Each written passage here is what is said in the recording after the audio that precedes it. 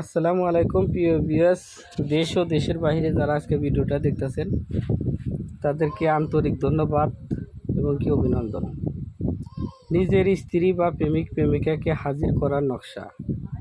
বুধবারের দিন থেকে কাজ শুরু করতে হইবে। 7টি নকশা অঙ্কন করিতে হইবে। 7টি দিন প্রত্যেক দিন সূর্য উদয়ের সময় একটি করে নকশা তৈরি করতে হইবে। কাঙ্ক্ষিত ব্যক্তির ছবির উপরে তারপর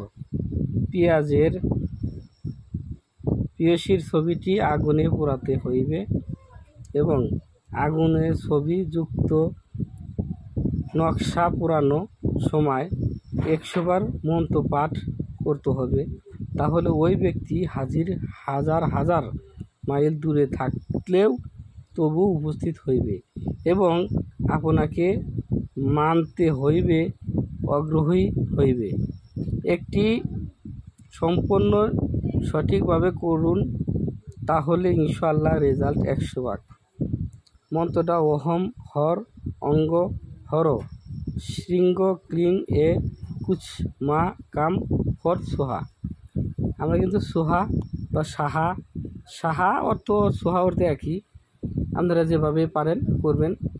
এটা কিন্তু খুব একটা কার্যকারী নকশা। এই নকশাটাই আঁকাইতে হয় ছবির ভিতরে।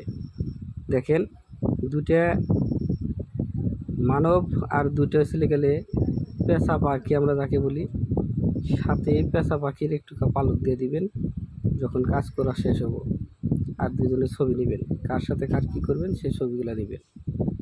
তো আমি ভিডিও বেশি বড় করি না। ভালো থাকেন, সুস্থ থাকেন।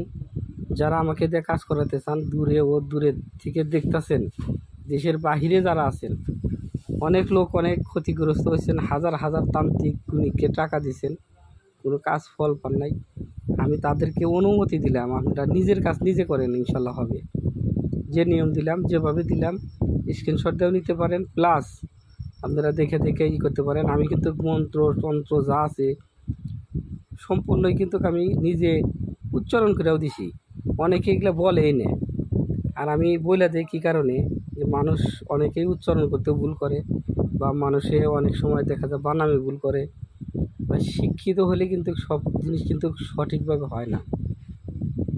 তো ভালো থাকেন, সুস্থ থাকেন। যেখান থেকে আসছেন ভিডিওটা আপনার আত্মীয় স্বজনকে বেশি বেশি শেয়ার করবেন, লাইক করবেন, কমেন্ট করবেন। আর আমার শরীর বেশি ভালো না, আমার জন্য একটু দোয়া করবেন, আমি আপনাদের জন্য দোয়া করব। ভালো থাকেন, আল্লাহ হাফেজ।